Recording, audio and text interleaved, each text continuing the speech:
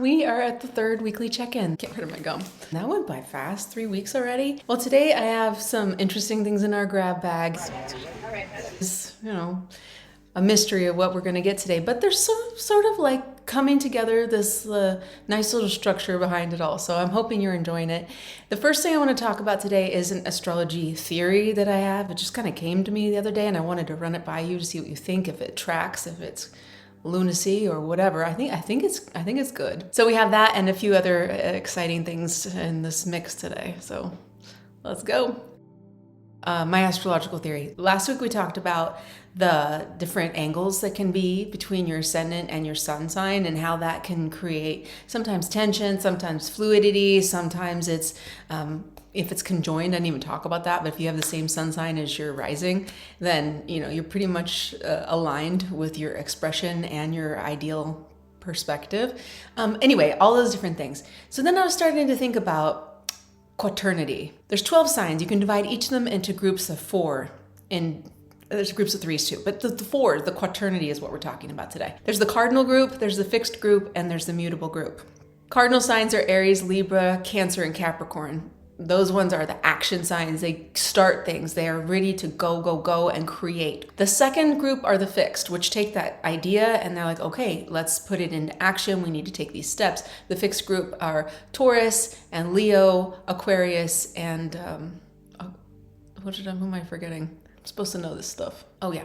The fixed signs are Taurus, Leo, Scorpio, and Aquarius. The third group are the mutables. The mutables are the ones that can do it all. They can go any which way the wind blows that needs to go. The mutables are Gemini, Virgo, Sagittarius, and Pisces. The other thing you might hear when somebody's talking about mutable signs is double-bodied. That's what I was taught in my coursework for Hellenistic astrology, double-bodied, which means that they have more than one thing. So if you think of Gemini, Gemini has twins. It's the first sign in the zodiac that has humans as the representative. And there's 2. So they're to communicate to each other. The next one is Virgo. Virgo, that one I had to come back to. So I'm going to go to Sagittarius because that one was easier. That's the horse and the man, which is the blending of those 2, the terrestrial and the spiritual, or the material and the spiritual world is in one body. Pisces, also easy, 2 fish. And they're going in 2 different directions, so that's duality. Virgo, I had to think about it a little bit more, and usually you see Virgo, the virgin, with some wheat. Virgo is all about the harvest and the material world. Geometrically, all of these signs are in frictional relationships. So Virgo and Sagittarius, they're square, and Gemini and Virgo are square. Pisces and Gemini are square. Pisces and Sagittarius are square. Virgo and Pisces are oppositional. Gemini and Sagittarius, oppositional. Okay. Those are all like the hard aspects in astrology, which are challenging. But they all have something in common, and they're all on this pursuit for information and wisdom. And it needs to be very flexible in order to get to the answer. You can't be dogmatic if you really want the answer. You have to be more open to all this flow. Now, each one of them, why are they all have the same goal, but why are they so frictional? Well, it's because they all have a piece of the puzzle of this desire to learn and grow with information, collect information, blah, blah, blah. When you have only one piece of the puzzle, it's easy to think that is the only piece. Everything else is irrelevant. Everything else is wrong because it's so directed in one area of this is the kind of information that's worthy and this is what we need to do with information. Hope this is making sense. Okay. Gemini is searching for data, communicating, and collecting. So get all that information and figure out a way to express it back out, the communication, the talking. And that's just not even just talking. It's all the things that you use to communicate. It's body language, it's musical expressions, photography, any way you communicate. That's kind of got a Gemini thing behind it. It was ruled by Mercury. Okay, the next one is Virgo. Virgo is about distilling information, where Gemini collect. Virgo says, okay, we got all this collection, let's organize it. What's worth keeping, what needs to go, let's distill this information so that we have something practical, useful, worthwhile. That's harvest. Virgo with her wheat, her sheath of wheat, separating the wheat from the chaff. That's kind of what you have to do. You got to throw away the waste and keep the good stuff. Sagittarius is about taking that distilled wisdom. Maybe the Virgo has worked so hard to create these little nuggets of wisdom or whatever, nuggets of information. And the Sagittarius takes that and opens up the throttle because they need to let it go into the world. That's the arrow with fire. It has to be free, to move. That's interacting with the unknown to reach wisdom, and it's a practical use. So whereas Virgo is, okay, now I have my little museum of beautiful things. Sagittarius is like, okay, let's play with it. Let's go. Let's do something with it and have some fun. Then the next one is Pisces. So Pisces is the next mutable sign, and that is spiritual wisdom, universal truth, which you learn from the Sagittarian expression out in the world. You have to go out and do things in order to really expand yourself and learn something more from the practical use. Behind the collection, behind the distillation, and behind the action, you have an application in the spiritual world. What does it all mean? That's what Pisces energy does with all that info. This is old-fashioned style, I went old school, just wrote things with a pen. If you think about Virgo and Gemini, they're both ruled by Mercury, but they're square. If you think about Pisces and Sagittarius, they're square as well, but they're both ruled by Jupiter. They're brother and sister. When you think about your brothers and sisters, sometimes they can be frictional, even though you have the same input, maybe from the same parents or something like sibling rivalry, maybe. That's kind of what I'm thinking. And then the oppositions, which would be Virgo versus Pisces. You can feel it. Like Virgo is all about the material world. Like I am going to materialize something of worth in this lifetime. And then Pisces is like, I don't really care about that. The material stuff is not where it's at, man. It's more about the spiritual and the universality and thinking of these bigger, broader concepts that have nothing to do with the material world. Then you have the Gemini and Sagittarius dynamic, those oppositions. That's another Mercury versus Jupiter thing.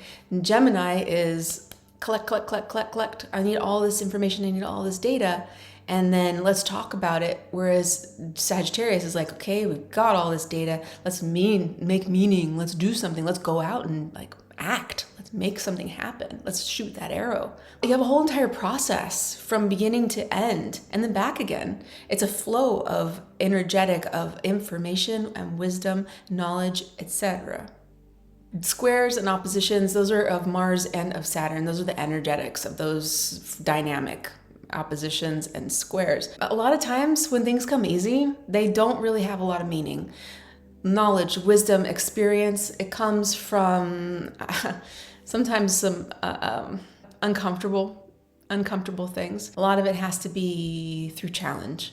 And so that's kind of what I was thinking. Maybe these things are challenging each other and they get a lot of value and reward because the journey is challenging. If it's an easy journey or easy video game, or if it's a movie where nothing really happens, nobody cares. There's no stakes. There's nothing involved. There's no point. There has to be something to ignite it. And the mutability of those 4 signs is, okay, this is coming and now I need to move here. This is coming, now I need to move there. The mutability and the double-bodiedness allows them to be much more flexible. If you see them in a flow of, oh, they all have the same theme, we're just getting at it at different ways, it helps you see how much more the value is in multi-dimensional, multivalent, multi-perspective concepts of realizing reality. They're all right. And then when you think, oh, this is the only way, I can only organize puzzle pieces. No, we need to go to the next step and put the puzzle together. So that's kind of how we can get into these ruts where we think, this is the only way, because I feel comfortable with it. No, it's not like this. Can you hear the motorcycle? Last week it was the dogs. This time you'll probably hear some motorcycles. This week I've been really just continuing to read my Rudolf Steiner book. It's so interesting, and I do feel like it would be a great one. I'm about 30% through it, so I feel like, yeah, that's a good one. We can probably do a book club podcast kind of thing where we read some of it, talk about it. It's pretty fascinating. If you've ever had issues with where do I start with meditation? What does it even mean? What do you do with it? This has very distinctive directions and they make so much sense, and the value of it on top of it. He just does a really, really good job explaining it. So I've been reading that. I've been continuing with Walden, getting through that. Another book this week I want to share with you is mine. So this is my book. I totally went with a different cover, and it's available now on Amazon. It's out. It's so cool to create something and actually see it. I really encourage you. A lot of us are creatives. A lot of us are musicians and writers and poets and artists and crafters, I don't know, woodworker, all these things that, you know, that you might want to pursue and do. And we get wrapped up in the thought that, well, maybe I'm not good enough, or maybe nobody's going to like it. And the reason I'm sharing this with you is because you don't need to care about that. The process is the joy. It doesn't matter to me if anybody buys it. I mean, I'd be really glad. I'm really glad if somebody buys it, enjoys it, connects with me through it. It's about love, you know? And for me, the whole process of writing it was an interaction with love. And gosh, I mean, there's really nothing better than that. I'm not gonna cry, I promise. I do get close. Anyway, the thing about it is to encourage you to share your voice, to have confidence. If you want to publish a book, you can. Life is open for you. You can do whatever you want. You can do whatever you want.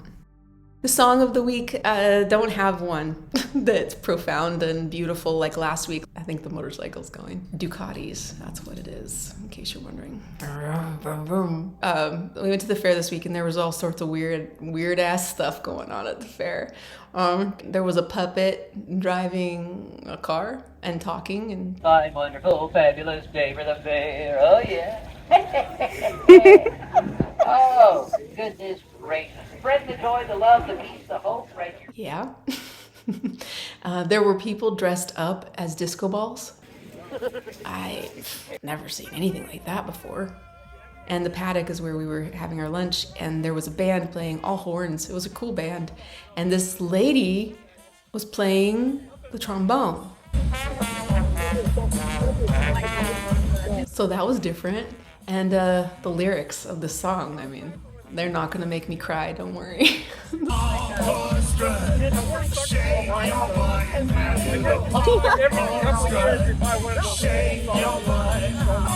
I will not be crying to the lyrics of this song.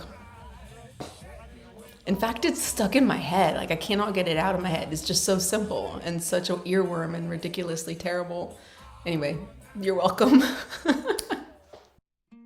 My moment of specialness. Well, it was a fun week. I had a good week, feeling better. And we went to the beach, we went to the ocean. So I went and got in the water and wow, it was so beautiful. It was a beautiful experience. Water is magical.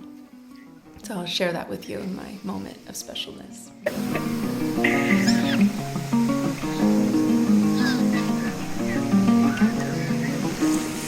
So that's our third weekly check-in. I hope you have a beautiful week. I like you just the way you are. Watch those moments of specialness.